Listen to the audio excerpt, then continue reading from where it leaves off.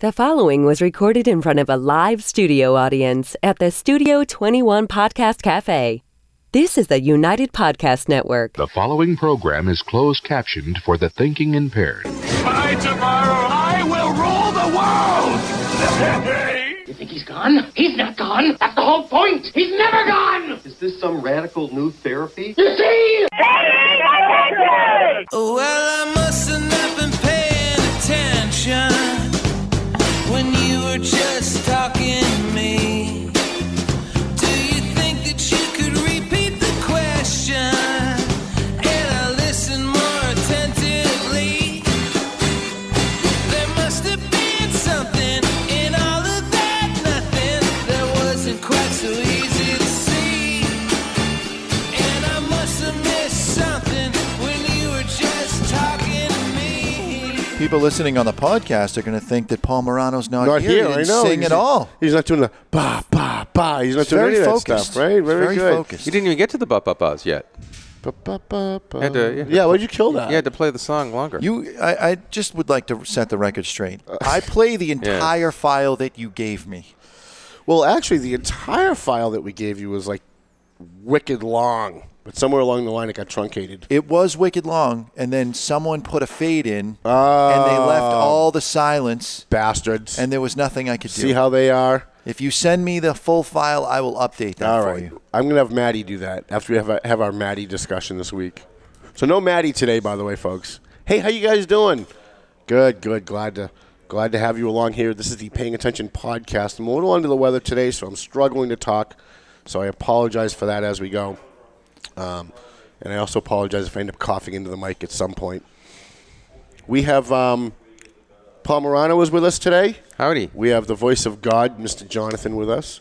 He's the voice of God, and I'm the voice of reason. Right. So that's sort of if you do say so yourself. They sort of go together. Yeah, he has a very high opinion of himself, you'll notice. I think I have a higher opinion of Jonathan saying he's the voice of God. Really? All right. Very good. Fair enough. So we got a bunch of things I wanted to talk about today, Paul. We have no Maddie to go through news, so I was looking for some news things that I thought would really be Paul-centric. And Paul-centric news clips. That's an interesting concept. What did you find? And here's what we found. By the way, what is a Tom-centric news clip? Anything that has to do with sex. That's Tom-centric? Yeah. Okay. So this actually works out. This actually works out for both of us, this first story. Okay. If I can find it. So here's the headline. It's in the New York Post. It is shocking number of Americans have sex at work. Okay. Which is amazing to me before we even get into the story. Because I thought anything sexual at work was considered sexual harassment or sexual assault. That you weren't supposed to tell a woman that she's got a nice-looking dress on because that might hurt her little feelings and she'll wilt like a flower. And we need laws to protect her from these things. And yet it really seems as though nobody gives a shit because everybody's having sex at work. And I know a lot of people that are married that met their spouses at work. So we've got two realities here. We've got the reality of the real world, and then we have the fake reality of the media, which tells us that none of these things are really happening. I would say that sex at work would be consensual on both ends. So anything that is said during that interaction, that inappropriate relationship, we'll call it, would be fair game. You'd be okay. You're safe from sexual harassment. Yeah, you would think so. Unless one of you is a superior, boss, right, and a man, and the inferior is a worker woman. is a woman. But if it was the other way around, that'd be okay. It would be completely okay. Absolutely. So from the New York Post, more than 1 in 10 Americans have, quote, done the business at their business, according to a new survey. A new study of 2,000 people found that 14% of those polled have actually had sex in their place of work. And these risky respondents don't always get away with it. Of those who say that they have had sex at work, 1 in 5 have been caught in the act. That's 19%. The new survey conducted by Sex Toy Store Eden, well, we won't say who they are, looked at when work and romance interlinked and found that while some have done the deed at their place of work, as many as 44% of Americans have had full-fledged workplace romances. So, Paul. Yes, Tom. All of this is very confusing to me because we see these media messages every day. We listen to Democrats who live in a totally different reality telling us that when you're at work, you're not even supposed to tell anybody that they have a nice-looking dress or your hair looks nice because that might hurt a woman's feelings. Even though they're supposed to be equal, on the one hand, we're supposed to be equal. On the other hand, if you say something to a woman, that's terrible. But apparently, 44% of Americans have some kind of romance going on at work, and a full 14% of them are actually having sex while they're at work. And your question to me is what? Because there's so many different avenues we can go down here. See, he's looking for a way to ask me a question, and I'm not going to give him that opportunity. But you didn't ask me one yet. Well, so I'm waiting for your response. What do you think? There's a whole bunch of things to think about this. Well, then pick one. All right. I've done it. I've had sex at work. I've had sex at work. And I was caught. You were caught? Yes. I've never been caught having sex at work. That was the voice of Jonathan saying that, not me. He wants to make sure that all of his religious friends don't think he's the one that said that. Right. First of all, if you want my honest opinion of the assessment of the entire thing. No, I want you to lie, and I want you to tell us a dishonest assessment of what's going on. All right, dishonestly, it's just fantastic. No, honestly, it is confusing because the Me Too movement has not really defined the parameters of what exactly constitutes moral sexual advances and moral sexual behavior. So I think there's a lot of confusion today. However, I don't think the confusion started with the Me Too movement and what's going on with the rules. I think the movement started with the invention of the birth control pill. And I think that's when all the confusion began. But in full disclosure, you think everything bad in the world started with the birth control pill? I think a lot of the ills that we have today, including the depopulation and cultural suicide of virtually every European and American nation today. Can you say that like in words that people can understand at home? I think that's like we're not in a college class. Well, it's simple. For the past couple of generations, Europeans and Americans have been having their 1.4 children, while Muslims overseas and Hispanics underneath us are having their 9 to 10 children, like Americans used to have a couple generations ago. It's not going to be long before all of Europe is lost, and the United States. The only reason why one of the biggest reasons why we are accepting all the illegal aliens that we have is to make up for all of the people that should be here that aren't because of the contraception, abortion. Yeah, but why do we need them?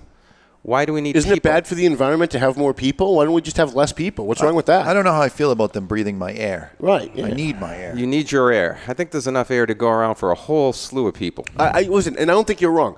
The numbers actually correlate. The number of abortions that have happened in the last 20 years directly correlate to the number of illegal aliens we've accepted in the last couple of years, or immigration that we've had in the last 20 years. And I know that there are schools of thought in the political world that that's one of the reasons why we need it. I'm just not sure where they came up with that. Where did they come up with the idea that we need these people?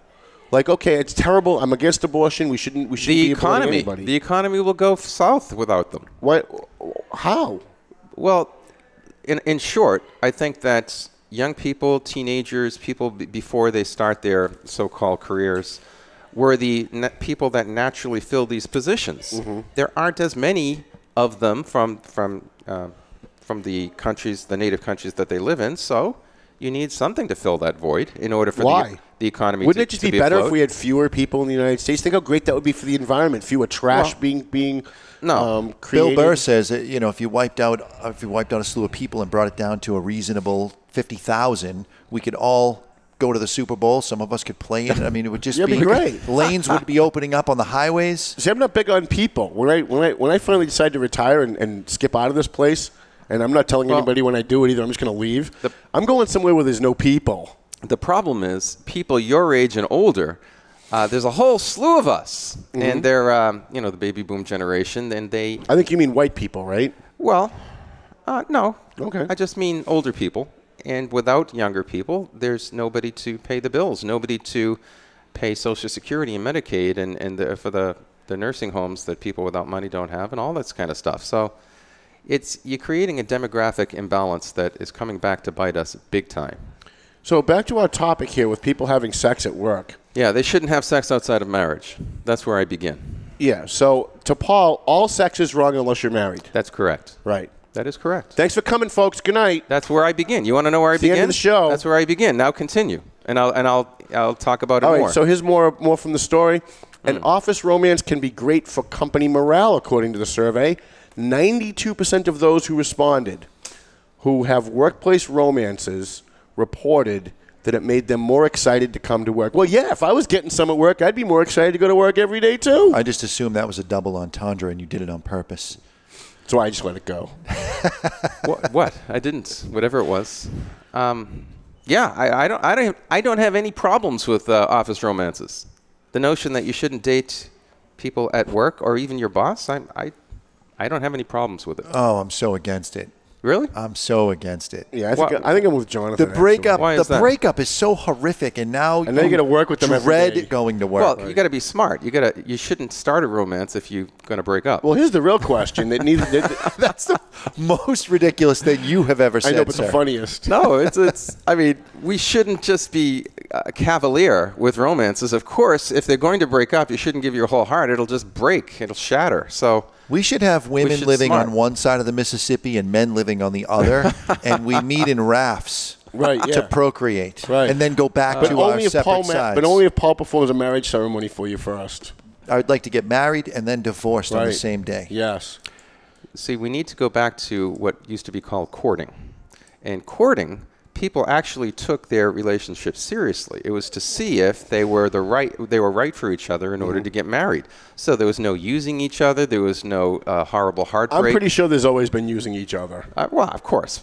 I'm just saying the model itself. I see.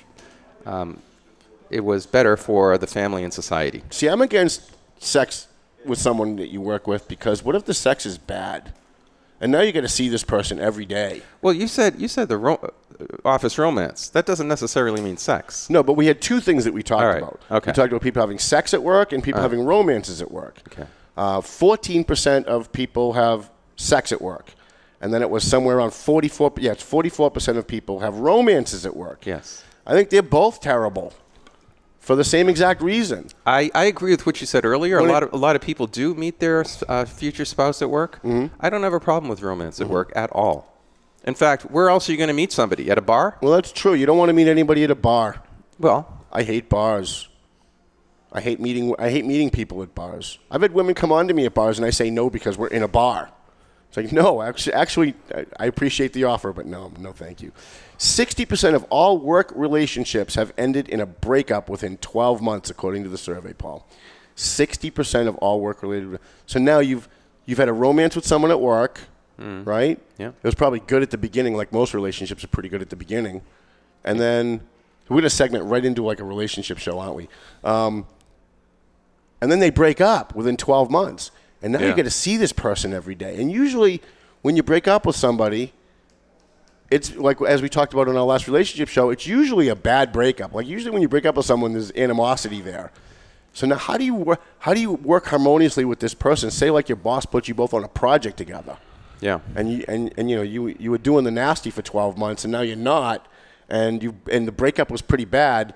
And now you're going to like sit together with this person. You actually have to work and produce something for the company. I'm going to say if the relationship lasted at least 12 months, the sex was pretty good. So you got a shot at some rebound sex during the project. Well, you're probably right about that. Rebound sex is always important. And the key to this is just like in any situation, when you give notice and work so that you can rely on that job for a reference, you should be breaking up nicely with each other so that you can live civilly. I think all relationships should break up nicely. You guys are violating, without realizing it, our human nature. It's impossible to break up nicely and cleanly and without any heartbreak or anger. No, it's not impossible. Let me just finish the sentence. If he's going to qualify it now because he knows he's wrong. Especially if there was sexual intimacy involved. No. Of course you're not going to say, okay, that was cool. We'll see you later. I have dated women that I've had amazing sex with, that we had a great relationship, and then it just didn't work out, and we parted our separate ways,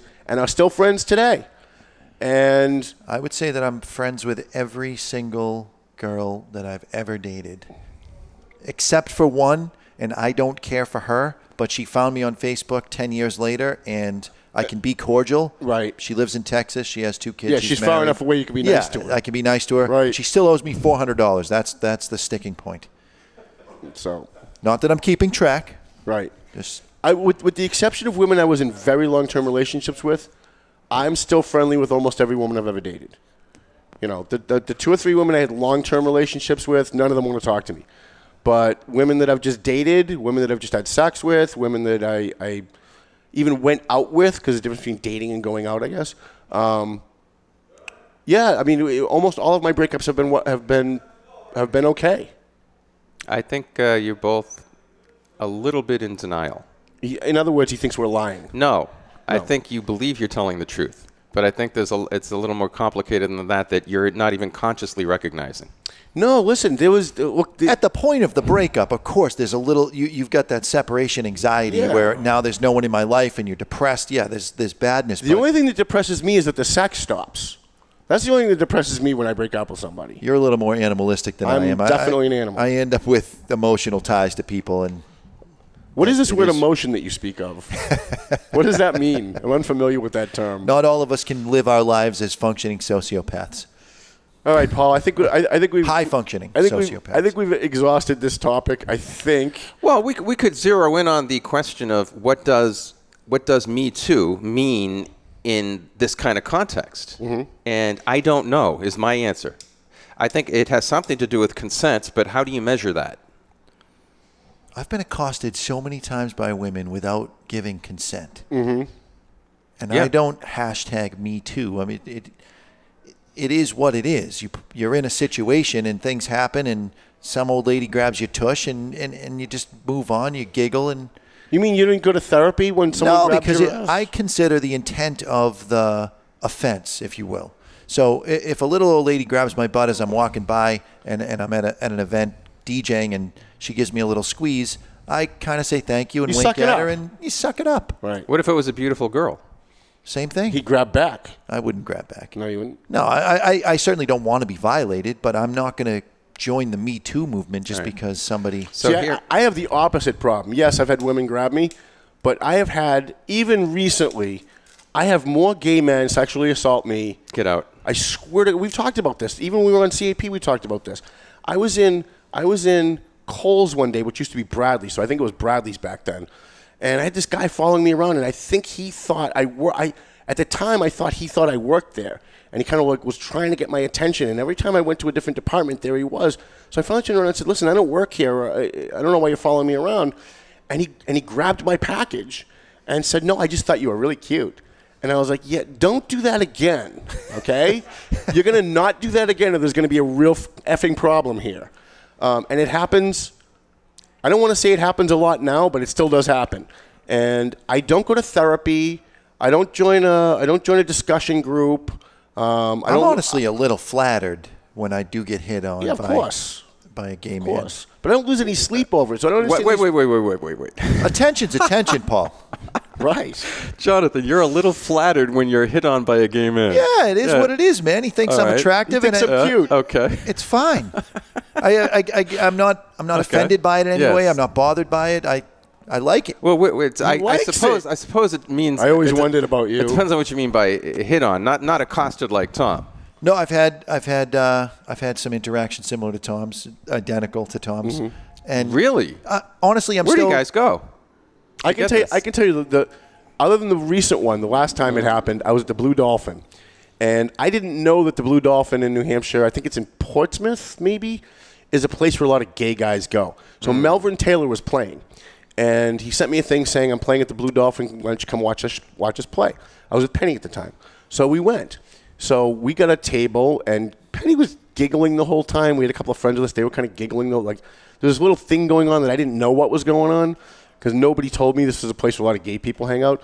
So Penny handed me like a $20 bill and said, can you go to the bar and get me a drink? Okay. So I go to the bar, and I'm standing there, and this guy starts hitting on me. So I just get away from him as quick as I can, but I'm in a bar. There's not really a lot of places I can go. I go to the other end of the bar, and another guy hits on me. And I look over, and everyone at my table is just in hysterics. They think it's the funniest effing thing in the world. By the time I got back to my table, I get hit on by like 4 more guys. And I was like, whatever. Just whatever. Like, what do you do with that? There's nothing you can do. I look at it as my fault for wearing the pink suit to begin with. Oh, that's true, right. Basically waving a flag around. Let me go back about 5 minutes here. All right. Jonathan, you were mentioning that it's flattering when a woman does that to you. Do you think there's anything different psychologically when a woman gets hit on versus when a man gets hit on? Because there probably is, no? I'm sure that because of our makeups, yes, there is a difference. It's always different. X and Y chromosomes. Men and women are different. So when a woman is accosted physically, let's say somebody grabs her butt, it's a little different in terms of its effect on her than if you were to be butt grabbed by another woman, by a woman. By a woman, Yeah. yes, and honestly, but when it comes to terms of a guy, if I feel strongly that I would stand up for myself if somebody was really pushing themselves on top of me. I'm not saying that I'm a tough guy, but I would go to blows if I had to defend myself, and that is something that a woman may not be able to do if the guy was, say, twice her size. Yeah, that plus she probably feels a little more violated than you would feel if a woman did it to you, because sexually, a woman is sort of the receiver of the love interaction, whereas a man is more the giver. I agree with you. So, Tom, that would be the difference. I was so going to go somewhere with that, but I'm just not going to. I'm just not going to do it. Not going to do it. Listen, I don't understand. Maybe because I'm a guy, I don't understand. Women who are, let's say, sexually assaulted. Someone grabs a woman's ass. That's a sexual assault, right? You need therapy for that? Like you're in a bar and some guy grabbed your ass, and now you need to go. You're going to lose sleep. You're going to cry yourself to sleep, and you need to go talk. You need to go talk to someone about that. I just don't get that at all. Well, there are two things here. Like it's different. I mean, if someone's raped, if there's like a traumatic thing that happens to you, that I get. But if some guy grabs your ass or some woman grabs her ass, I don't understand why you need therapy for that. I just don't. I don't understand why you need to cry yourself to sleep, or why you wouldn't just suck it up and move on with your life. Like I don't get it. And again, maybe it's because I'm a guy that I don't get it. But I don't understand it at all. And there are two things to consider here: the trauma and the justice. So. One question is, does a person really need therapy for something like that? Another is it such an injustice that the man should pay for it? Well, listen, anybody who assaults someone else should pay for it. All right. That I agree So that part of the Me Too movement you agree with? Yes. All right. I agree with that, too. Yeah. You shouldn't assault people. Right. Assaulting people is bad. Assaulting is bad. But if you do, you're saying... even though the man should pay for it, the woman shouldn't be all that affected by it. Well, I don't understand especially in this world of men and women are the same. I don't understand why. And again, only because it's happened to me, right? I've been sexually assaulted a number of times. I've never once been laying in bed thinking, "Oh my God, this is so horrible," and not be able to sleep about it. I've never gone to my pastor or my rabbi and said, "Geez, Rabbi, I really need to talk about this. It's really bothering me." Some gay guy grabbed my package. I've never done that. I've never even thought of doing that. The only time it even comes up is when we have these kind of discussions, but it's not anything that's ever bothered me. Do you think that these discussions are part of your therapy? Oh, listen, this whole show is my therapy. This whole show is my therapy. Why don't we rename it? Tom's Therapy Show. Therapy with Tom. So, all right. Have we exhausted this, or is there more to discuss? People having sex at work. Don't have sex at work. It might seem fun in the moment, and I understand it's hard to reject it if someone's coming onto you at work. But, boy, nothing good can come of that. It's very dangerous. You know what you do is you say, "Listen, why don't I meet you after work? We'll go have a drink." Then you have sex. Okay, maybe, but not at work. You don't want to have sex at work. And this is me saying this, right? So, all right, kids, thanks for coming. Do we take a break or do we go to another topic? All right, we'll hit one other topic. If ever you want to talk about the meaning and purpose of human sexuality on a beneath-the-surface level, I'd be happy to yak with you. We would need a 4-hour show and 57 advertisers to be able to get to that. All right. Paul wants to go so far beneath the surface that nobody knows what he's talking about. Just a little bit. So in Andover, there's a story in Boston.com today, and it's very confusing to me. I thought maybe Paul could help us out with this. Maybe Mr. Jonathan can. Andover High School is pulling its yearbook. Anybody see this? Yes, I heard about it. You did hear about this. I was surprised. I just learned about it 10 minutes before the show. Andover High is pulling its yearbook because administrators realized that a senior used a quote Nazi quote in his senior quote in the yearbook.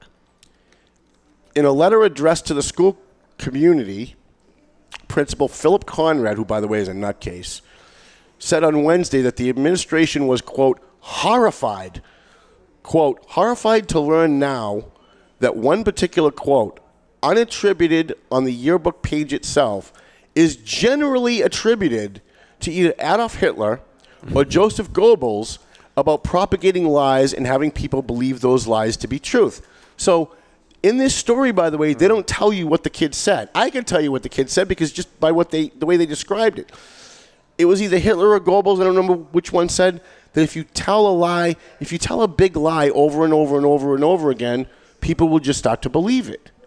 So this kid, who probably has no idea that Hitler's the guy that originally said it, or that Goebbels was the guy that originally said it, was trying to maybe even reference Donald Trump. Maybe he hated Donald Trump and thinks Donald Trump's this big liar because he watches CNN every day, and put in his yearbook that quote, that if you tell a big lie over and over and over, people will start to believe it. But because it's, quote, generally attributed to Adolf Hitler or Joseph Goebbels, they've pulled the entire yearbook and they're having, quote, ready for this? An investigation. There are girls getting sexually assaulted at Andover High School. There are kids using their phones to cheat during tests at Andover High School. You've got kids on a regular basis, because I have some teacher friends over there. You have kids on a regular basis using anti-Semitic slurs against Jewish kids at Andover High School. But this is what they got to investigate. They've got to investigate why this kid used a fucking quote in his yearbook. Are you kidding me? I mean, are you kidding me? I'm just laughing at the last 3 seconds of your monologue. I mean, it's so mind-blowing that I'm living in a society where you've got a school like Andover, and they've had to pull the entire yearbook because of a quote that's not attributed to Hitler. His name's not in it anywhere. Who makes these laws about what the politically correct language is? Nobody. They just make it up as they go along. It's how they feel as they go. That's how it works. That's the problem. He's not saying. Nobody said, even mentioned Hitler's name, right? No, his name's never mentioned. All right. But it's generally attributed to him. And by the way, I'm sure 1,000 other people have said that throughout history. I'm sure. I'm sure Hitler's not the first guy to come up with that. But because it's generally attributed to Adolf Hitler, and believe me, and I'm a Jew, okay? So this is not like, I'm not an anti-Semite in any way, shape, or form. But give me a effing break that you're going to pull an entire yearbook and launch an investigation. Like, what are they investigating? Like, I want to know how much faculty at Andover High School are getting paid overtime to, quote, investigate this quote. Who do you hire to investigate something like that? I don't. How do you do it, too? It's almost like we went through, it's almost like the Earth 5 years ago went through, another dimension. Like, we're in a twilight zone. We are, totally. And we don't realize that we're in a twilight zone episode, I realize but we are. I do. It's like up is down, down is up, wet is dry. We live in the age of insanity, as I always like to say. Listen, if there's any story that's insane, this story is insane. So I don't know suppose this person said something that related to something that a famous communist said. That would have been okay. I think that would have been okay. Yeah, that would have been fine. Something Saul Alinsky wrote in his book. If he quoted Pol Pot, that would have been just fine. I would guess that might be the case. Yeah. So I don't know. If they quoted Che Guevara, who actually physically himself murdered people, that would have been just fine. In Andover High School, because Andover High School's got. Okay. But let's remember, Andover High School is a very anti-Semitic. It's a very, very anti-Semitic school system. We had that guy, I wish I could remember his name, who tried to bring in the pro-Palestinian group into Andover High School and was teaching anti-Semitic stuff in his classroom. You can Google it. The Valley Patriot wrote 3 stories about it. You can Google Wheels of Hate, Valley Patriot. If you Google that, it'll come up. Because I remember writing the story. It was probably 2009, 2010. Andover High School has a myriad of problems, none of which are a kid using a quote that maybe Adolf Hitler might have said. Right. You know what I mean? Like, come on. You had a guy who was in charge of, I think, the hockey team that they were trying to fire because he didn't want to stop at McDonald's on his way back from a meet because the kid that wanted to stop, I guess the kid that wanted to stop and eat at McDonald's is the son of the superintendent or the chairman of the school committee, whichever one it was. That was a big, huge investigation. Huge. Look, Roseanne Barr said something. She was immediately canned. Yes. Poof. Yes. Samantha Bee said something. She still has a show. Joy Reid said something. She still has a show. Right. Steve Harvey. Do you remember Steve Harvey? I do remember Steve Harvey. Well, he's still on the air a lot. He's one of the biggest faces you see on television How about those today. How about those whores on The View? Well, what I was about to say is Some strong language there. On ESPN, Steve Harvey mentioned that the Golden State Warrior basketball team was a bunch of gorillas, and he said it twice. Mm-hmm. No problems. He's black, though. He's black. So that's why there's no problem. Right. There's a different rule. In the name of equality, we now have different rules for everybody. What about Robert De Niro with his whole F Trump? Of course, nonsense? Robert De Niro, F Trump. Now, is he going to be fired from every future job that he gets? I'll never watch another one of his movies again. I think that many of the public won't, but I don't think he'll be blackballed by Hollywood because of what he said. Certainly not. So I don't understand why, though, the news. I don't know. Well, I don't understand why does the news think that what celebrities think about politics is worth reporting? These are people who stand where someone tells them to stand. Recites memorized lines that somebody else wrote, acts the way a producer tells them to act, and make millions of dollars doing it. Who gives a shit what they think about Donald Trump or Barack Obama or abortion or anything else? These are people who fake for a living. So when they get up when De Niro gets up and says, fuck Trump, well, he's just acting. He's acting because he wants Hollywood to cheer for him because he knows everybody agrees with his opinion. But the regular people, this is the thing that's so messed up to me. Regular people buy tickets to see his movies. Right. Regular people buy the DVDs. I'll never do it again. So why would you risk alienating the half of the country that voted for the sitting president, let alone there's probably 25% of the people that didn't vote for Trump that believe that the office of the president should be respected. Who's the guy that said he was a basketball player who said he doesn't get involved in politics because Republicans buy sneakers too? Who was that? It's probably Michael Jordan, but I have no idea. But it's the same principle, right? Like, why would you, if you have a business in Methuen, right? You got all this controversy going on in Methuen. You own a business in Methuen. Why would you go out publicly and castigate the mayor or defend the mayor, knowing that maybe 50% of the people in town are going to be pissed off by what you say and not patronize your business? That's what I don't get. I don't know. I don't get it. There's a lot of things I don't get today, Paul. That's the practical question. Why would somebody do that with regard to their own... right. Well, we know De Niro did it because living. He's speaking the language of Hollywood. He's going to get more movie deals out of it, right? So if you're in Hollywood and you castigate Trump, they're going to hire you for more movies because you're one of them. But I don't understand why anybody else would do it. I don't get it. So let's take a quick break, Mr. Jonathan, if I haven't surprised you. Sounds like you were in the middle of doing something else. No, that's all right. I apologize. We come back, I have to do a live read for Perez Funeral Home.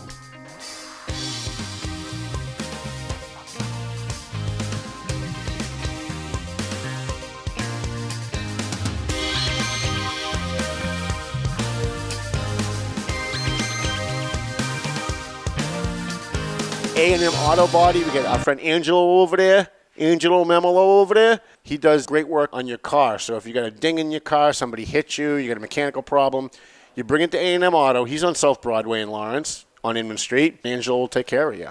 So what's the address there? 341 South Broadway, Lawrence, Massachusetts. Then we got Joe Zingales, Rosanna Zingales-Lopez from Century 21. They have been with us from the very first edition of the Valley Patriot. They've been with us from the very first Paying Attention show, which was in 1999, back when he was Remax. He's not Remax anymore. Now he's Century 21, Team Zingales. And they sponsor our bash. They gave a $1,000 scholarship this year. They gave a $2,000 scholarship last year. And that money comes right out of their pocket. That's not like they're collecting money from other people and just using it like I do. They actually took money out of their pocket. So I don't know why these guys love me so much. I really don't. But Twin Lights, let me tell you how dedicated I am to helping my sponsors. The guys at Twin Lights Security needed an extra security guy to do private investigations and to do security for a certain thing in Boston. And they posted it on my page and asked if it was okay if they could use my page to solicit hiring people. And I said, you know what? As busy as I am, these guys sponsor the show. They sponsor the Valley Patriot. They give us $1,000 for the bash. I'm going to go work for these guys. So I called up Pat McLaughlin and I said, look, you help us every single time we need something. Whenever I put out a call, you're there. If you need an extra person and you're short, I'll take the night off and I'll come work for you. And so I have been. I've been doing some work for them because they're helping us. And so there's no reason why I shouldn't be able to find a way to help them in the meantime. So if you need security, or if you're getting divorced and you need a private investigator, if you have a business and you need a private investigator or security, you want to call Twin Lights Security. They're based out of Gloucester, but they're very local.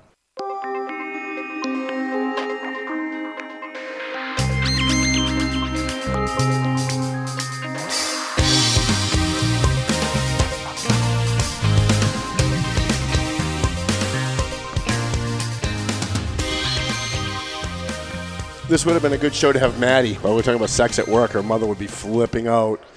So before we get back to the show, we have a new advertiser. Another new advertiser. I'm loving it. And by the way, every time Bill Green does a video, we get more advertising. He calls for a boycott once a week. He does a video on his page. And I've got him blocked so I can't see it, but people keep sending it to me. And one of those is Michael Perez from Perez Funeral Home. So first, I just want to tell everybody this. If while I'm driving around Lawrence, I get shot and killed, make sure you get my body to Perez Funeral Home, because we do business with the people who do business with us. And he's on South Broadway with it's the old Scott Funeral Home. If you're an old-time Lawrence resident, it's the old Scott Funeral Home on South Broadway. Perez Funeral Home at 298 South Broadway in Lawrence. They do crematory services. They do all the stuff that they're supposed to do, right? And Mike's a good fan of the big fan of the show. He followed us when we go live. He's an advertiser now in the print edition of the paper, and he's now sponsoring this program. Perez Funeral Home and Crematory Services, 298 South Broadway in Lawrence. We appreciate him. And you got Veloz Auto Group as well. We have to do. So Franklin Veloz from Veloz Auto Group. He specializes in people that have maybe bad credit, no credit. Maybe you haven't had a job for a long period of time, so you don't think that maybe you qualify for a car loan. Usually, they want you to have a job for a year or more. He specializes in getting people who have bad credit or no credit or maybe spotty credit, getting them into a used car. He used to work for Charlie Dare's Commonwealth Motors for a long, long time, so he knows his stuff. I think he was the credit manager over there or something. So he knows what he's doing, and he follows us live, too. I really appreciate that he does. Every time I see him pop on, I'm very excited about it. And I was there yesterday to deliver his newspaper, and he said he's already had people come in. He's already had customers come in from us talking about him on this show. The paper just came out yesterday. So yesterday was his first print ad, so it couldn't have been from the print. It had to be from this show. So we appreciate Veloz Auto Group. Go see Franklin. He's at 17 Mass Ave. It's right at the very beginning of Mass Ave on the the Lawrence North Andover line. On the Lawrence North Andover line. There you go. I did it twice for you. So Appreciate that. All right. So, Paul. Do for you. No sex at work, right? That's okay. That's what we've established in the first half hour. Right, and no sex outside of marriage. We established that too. I think you established that. I don't think the rest of us are on board with that at all. I think God established it. But anyway. Well, all right, fair enough. I don't remember that being one of the commandments. Oh yeah. Oh yeah. Is it? Actually, oh yeah, it definitely is. It's part of adultery. Adultery has a narrow definition as well as a wide definition, and in fact, at the time when God gave the commandments, those women particularly women who were known to be a non-virgin at marriage, were stoned to death. I don't advocate that, but I'm just saying that it was a whole part of the culture back then that it understood that God's law was that you be virgins at marriage. Well, alrighty then. Awkward pause. But wait. I'm curious, though, before we get to the next show, why is it so awkward to talk about somebody's, a big portion of the world's belief about what God's will is? I don't think that's particularly awkward. I just think it was both awkward for Tom and I, thinking that we both probably would be stoned at this point. Well, yeah, I'd be dead a long time ago. Well, I mean, none of us are saints. That's not the point here. The point, wait a minute. We know you're a saint, so don't be humble about it. I'm not. The point is, what is God's will? And I actually kind of think he is. And how are we supposed to? He should be sainted. How should we? When he dies, I'm going to be the first guy to petition him for sainthood. How should we try to? I'll second it. I can't even speak here. Sorry. But we're saying nice things about you, so you shouldn't mind. I'm not. But they're false things. I'm so not a saint. It's incredible. Yeah, see, you don't see yourself as a saint because you're humble. Look, but you walk the walk, and one of the reasons why I like you as a friend, and one of the reasons why I have you on this show as a friend, is because so many other people are so full of shit, and they say one thing, and they totally don't walk the walk, and you do. And the fact that you do, I think, elevates you to like sainthood status. No, I try to walk the walk, but if you were to know people that I hang out with on a semi-regular basis, you would think that I'm a sinner and they're a saint. So it's all a matter of. So there are people who are more wildly religious than you are. There are people that seek God's will and are perhaps more successful than I am. Absolutely. You ever think about hanging out? Of course. You ever think about hanging out with degenerates like I do? No, I don't. No, he never thinks about that at all. No, I don't see why that would be advantageous. Because that's what Jesus did. Jesus purposely hung out with degenerates. See, I got him, right? Jesus purposely hung out with degenerates. I mean, if you're a saintly person, hanging out with other people who share your view, you're not spreading the word. Yeah. You're not spreading niceness you're or really goodness. not giving back to the community at that point. You're just sucking on the teat of the people better than you. Right. It's like someone who it's like somebody who plays tennis with someone who's way better than them because they want to make their game better. That's what Paul does. Screw the rest of us, right? Yeah, you should be playing with people that don't play as well as you. You guys are you're very funny. I go into the Lion's Den every day that I go into work. Well, that's true because you teach college. I teach college. Oh my God! And you know that mentality. I'd rather be a Lawrence cop than teach college. So yeah, I mean, I get abused in ways that are very subtle. Hashtag me too. Yeah. Because like your response, but a lot worse than that, a lot of people hate the truth today, and a lot of people are hiding from it. So if you were to present it in a way that's non-threatening, they see it as extremely threatening. Yeah. Anytime you tell somebody something that doesn't comport with what they want to believe. Yes. Even though deep down they might probably not believe it, but they want to believe it. Yes. They become hostile. No question. And that hostility sometimes comes out in passive-aggressive ways. Sometimes it's just downright hostile. Yeah. Like I'm getting. Right, that's right. I'm getting now. It's been a while since I've had people handwrite hate mail to me, but I'm now getting handwritten hate mail on a regular basis from a bunch of different people. It's all different handwriting. It's not typed. It's handwritten. No. It's handwritten in pen. And one lady that I should have brought it in with me. One lady, I opened it this morning, but I got it a couple of days ago because I'm late opening my mail. She signed her name and her address on it, and it was just basically how much I suck. And hers was the same theme as all the other handwritten letters of hate mail that I'm getting. It all centers around the fact that I publish pictures of dead people. Yeah. So you had a guy last week on Hampshire Street was murdered. We had pictures of him. The pictures that I posted were of him with a sheet over him, so you can see his feet and his sneakers coming out of the sheet, but you can't really see anything else. I'm still not sure why that evoked such hostile reactions that I'm getting from so many people. You know what? Because we have pictures of him with 6 bullets in his back that his family was posting and that everybody else on the planet was posting. I didn't post it, but if I posted it, that would have been the end of the friggin' world. I've always wanted to know, what is the unwritten rule regarding dead people? I remember when John Lennon was shot, I think it was the National Enquirer, had a picture of him dead on probably the front cover, and everyone went wild. That was horrible for you to do that. Right. I don't know how to think about that. Is it too sacred to picture a dead person, or is it only for the sake of the family that would hurt? The lie I get a lot of hate mail on this. Yeah. I get hate email mostly, but now I'm getting handwritten hate mail, and they all center around the same theme. And they're all fucking liars, every single one of them. They all center around, what if that was your family? The family shouldn't have to see that. Okay, let's review. First of all, the last 3 dead bodies that I showed on Facebook that I posted, we're gonna exempt the last one because the guy had a sheet over him, but I have posted actual dead bodies on Facebook, and I get the same reaction out of people. And by the way, they're all Latino, right? Okay, all right. I've been to more Latino funerals and wakes than I can count. And it is standard in the Latino culture especially the Dominican culture, to videotape and take pictures of the body in the casket at the wake.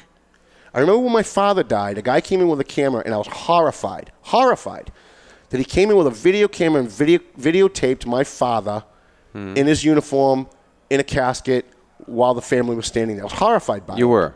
Horrified. Right. That he would just come in, and he'd come in and asked if it was okay, and maybe one family member told him fine, I probably would have been okay with it. But not knowing that was going to happen, and then seeing it happen, I was horrified by it. But I go to Latino funerals all the time, right? Because I know I have a lot of Latino friends, and Latinos have very big families, and somebody in their family dies, I go. And there's always 5 or 10 people going over to the casket, and it's not like a selfie where they're like, they're getting themselves with the dead guy, but they're taking pictures, they're taking videos of the dead guy in the casket. Nobody ever once has ever said, well, what about the family? They're doing it in front of the family. It's accepted in that culture. And yet every single friggin' complaint I get about posting a dead body on Facebook, every single one of them is signed by a Latino complaining that the family might see it on Facebook. Very interesting. I've never been tempted to, like, my father died a few weeks ago. Nobody in the family was ever even thought of taking a picture of him in the casket, even though he looked very good. Yeah. And I have never seen anybody on Facebook, I have over 3,000 friends, who has a picture of their dead parents in a casket at their funeral home. I've never seen it. Is this still one of our culture's taboos? To have dead people I can tell you in pictures. And I take a lot of shit for it, but my policy, I have no written policies at the Valley Patriot. I just kind of basically do it as I go. But my policy has always been, my unwritten policy has always been, that if the news value of posting the picture outweighs the outrage that I'm going to hear about from the picture, I post the picture. We had the picture of the guy on Hampshire Street with the 6 bullets in his back, and I didn't post it originally, and I posted the picture of the guy with the sheet. And then I got a flurry of people coming on my page complaining, what about the family, what about the family, what about the family? So you know what I did, Jonathan? I went to the family. I found who the family members were. I went to their Facebook page, and the first freaking guy that I found that was a family member of him had the picture that I didn't post. He's laying face down, and he's got 6 bullets in his back. And you can see the bullet. You can see the blood on his shirt spreading where each bullet hole was. I wish we could pull it up, but I wasn't prepared to talk about it today. All right. So the family is posting the picture of the guy with the 7 bullets. They didn't seem to mind, but all the people who complained about it came to my page to complain because what about the family?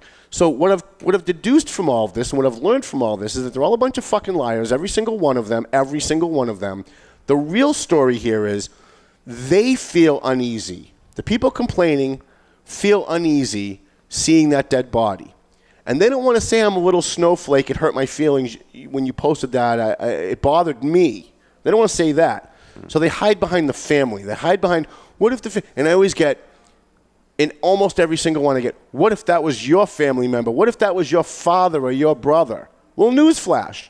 You know how I found out about my father being murdered? On TV. That's how I found out. I turned on the 5 o'clock, I turned on Channel 7, and there's Jerry D'Amico with a picture of my father. That's how I found out. But not a picture of him dead. Not a picture of him dead, but I still found out about it on TV. I actually take exception in a certain way, Paul, to your statement that maybe it's not part of the culture. In the 1800s, the way that you got confirmation of someone's death is they would take pictures of the body, the famous pictures of cowboys in the actual wooden coffin with their eyes sewn shut and the whole bit. This was part of American culture. You did photograph the dead bodies, and at some point in our history, we may have gotten away from that. Yeah. I didn't know. Why aren't we? You need to watch more cowboy movies. Listen, I watch Spanish. I watch Spanish language TV all the time, right? Because I love Spanish women. Especially, I love to watch Spanish soap operas. And I watch the news when the news comes on after the soap operas. Their news is more violent than any horror movie produced in America. They show dead, bloody bodies in Venezuela. They show almost dead, bloody bodies in El Salvador. They show bodies that were hacked up by MS-13 in Mexico. And they show the bodies moving. It's not even dead yet, and they show it. And I'm sure all of these Latinos who are complaining to me, maybe because I'm white, I don't know, but all these people complaining to me are all consuming this same stuff. They're all watching Univision. They're all watching Telemundo. I think it's just an excuse to be a little bitch. That's what I think it is. So it's not immoral at all to photograph a dead person and put him in public? I don't think so. Nothing sacred about that? I don't think so. All right. I don't know. I'm still sort of feeling out the I haven't really thought it through yet. Yeah. You guys can photograph me when I die if you're both still alive. Yeah. Can we put your head right over here? Absolutely, right on the front screen. Even going back to CAP, Paul, how many times have I said to you, if someone walks into this studio and they shoot me right now, you better make sure that you get my camera and you film everything and you go live because you know the Tribune will screw up the story of my death. And I want people who follow me to know the real story. So I don't understand all this other stuff. I think there are people, individuals, who have emotional problems who don't like to see these images. But what are like the top grossing movies? Aren't they all like horror movies? People getting hacked up. Oh, absolutely. Texas Chainsaw Massacre. All this. Well, I mean, that's true. We're in a violent culture that has violence around us everywhere. But Facebook, that's just wrong. If you post it on Facebook, that's just horrible. Why is it that people don't like to bring children to wakes? I think a child's. I can tell you, my family. Yeah. The first time someone died in my family, I didn't want to go to the wake. My aunt told me, "You're going to see the dead body," and I was freaked out by it because I was a kid. Yes. And she said, "It's good that you do it now because it was a distant family member. I didn't know the family member very well." And she said, "You're going to be going through wakes for your entire life, and your first body should not be someone like your father or your brother or your cousin that you know. So I think it's good. I think it's good that you go, and I know you're going to be upset, but you should go." So I went, and she was right. She was right, because a couple of years later, somebody very close to me died, and I had to go, and I was prepared for it. I had already gone through that with someone I didn't know. So I don't know why people don't want to bring children to wakes. I think it's something that they probably should go to, unless it's their first time and it's their mom. That's right. A little tough, right? But other than that, we live in a culture where there's death all around us and there's violence all around us. I mean, walk through Lawrence on any day, and you see it. You see stabbings. You see shootings. We see it when we're driving around, right? And the guy that got shot on Hampshire Street, it was like 4 o'clock in the afternoon. It was 2 blocks from the Tarbox School and 1.5 blocks from the Arlington School. And while I'm live, if you go on my gallery on Facebook, find the video from that day, there are parents with their children standing around looking at the body before they covered it up, right?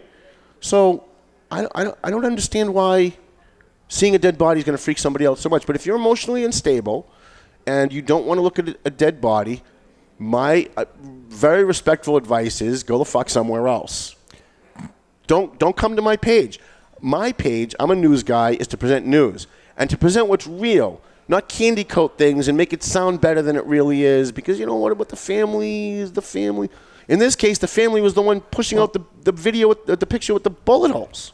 Do you think that people think that you're sensationalizing it and you're trying to build something out of, I hate to use the term make money, but I mean, you're a journalist and you get paid to be a journalist. So is it that they're thinking that you're using your journalistic license to make money off of the death of people? They might think that, but they'd be wrong, because I make no money being out on the street. I make my money on advertising in the paper. And when I'm driving around chasing calls in Lawrence, I do it because I like it. I do it because it puts me closer to the real action, and when something happens, I can talk to the EMT, I can talk to the cop, I can talk to the firefighter and get the real story, so that when I write the story for the Valley Patriot website or the paper, I have right information. But I don't get any more money. If I don't go out tonight, I don't lose any money. Gotcha. And if I don't go out all week, I don't lose any money, because I make my money on print advertising in the Valley Patriot, which reminds me, people should be advertising in the Valley Patriot if you appreciate what we do.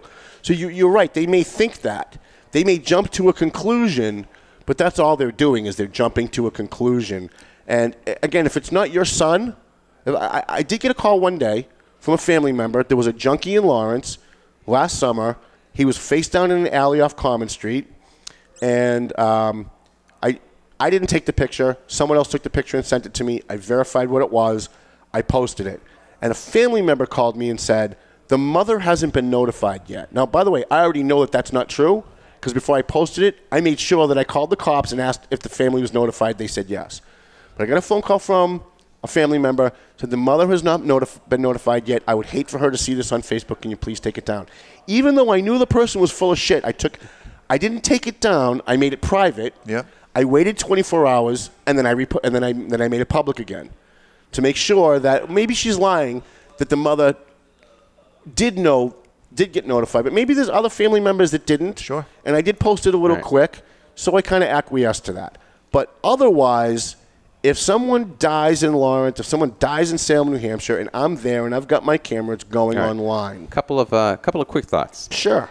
Does it portray the dead person in a good light, and is it seen as a private thing that shouldn't go public? Sort of like somebody being nude. You know, you take their picture in their backyard, or in their is it that kind of private thing that people are squeamish about? I don't know. Nothing makes me squeamish. I'm still having a hard time with that guy that got killed on Broadway, but other than that, really nothing that I've seen. So dead people do not have a right to privacy.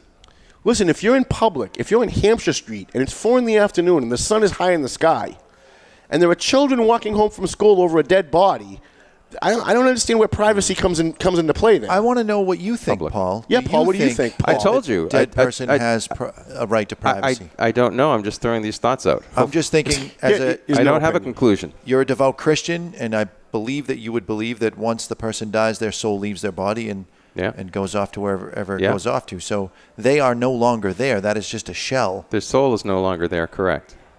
Well, and their soul would be who they are. Their downloaded information into their body it's gone. I see the human person a little different than that. As opposed to the non-human person. That's a dualist understanding of the human being. I see it more hylomorphic. So, in other words, I don't... Wait. You see it more what? Hieroglyphics? Hieroglyphics? I believe in hylomorphism, that the soul is the very form and life of the body. It's not two separate things. So, here's the bottom line.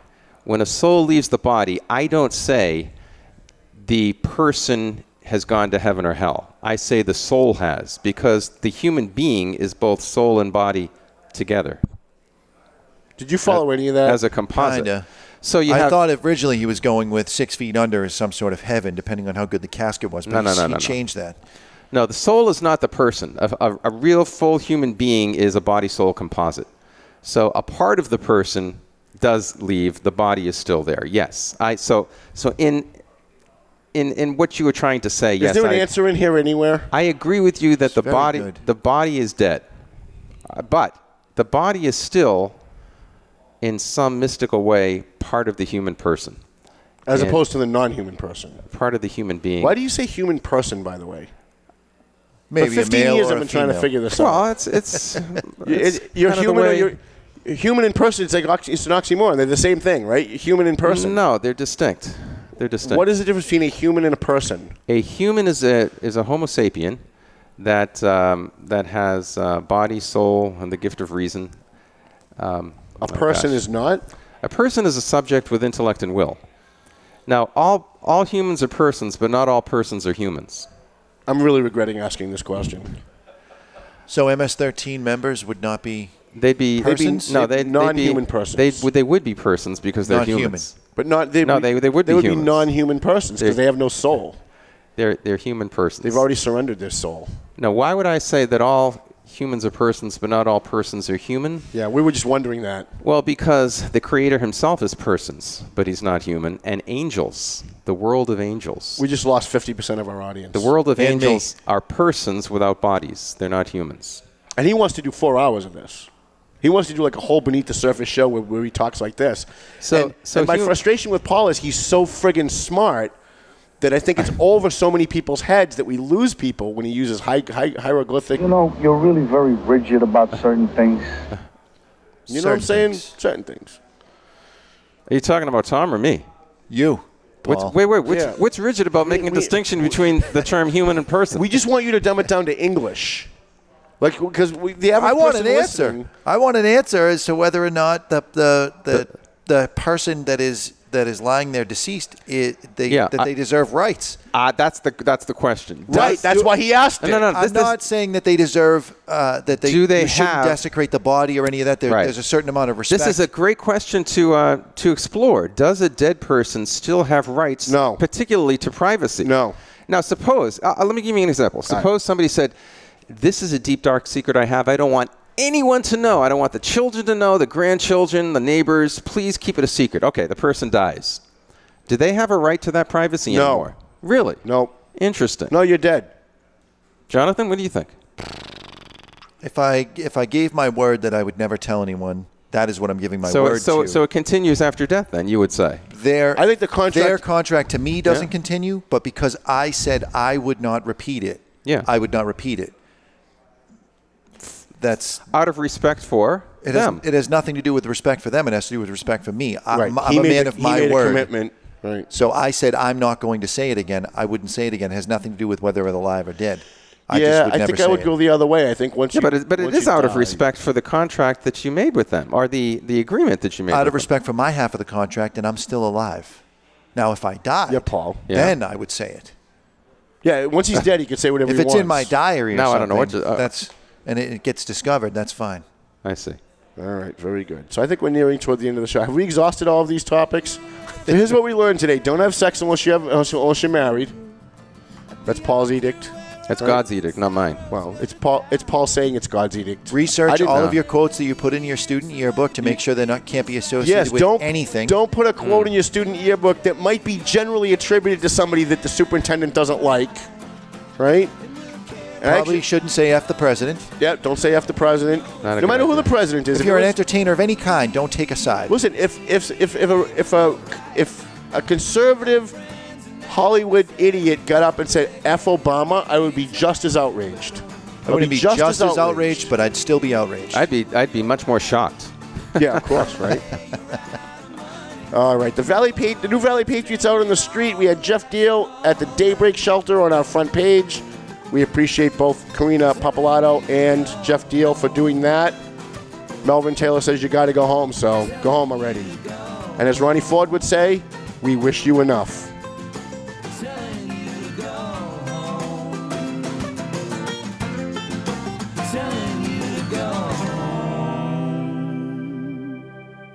The views and opinions expressed by the hosts, guests, or callers of this program do not necessarily reflect the opinions of the Studio 21 Podcast Cafe, the United Podcast Network, its partners, or affiliates.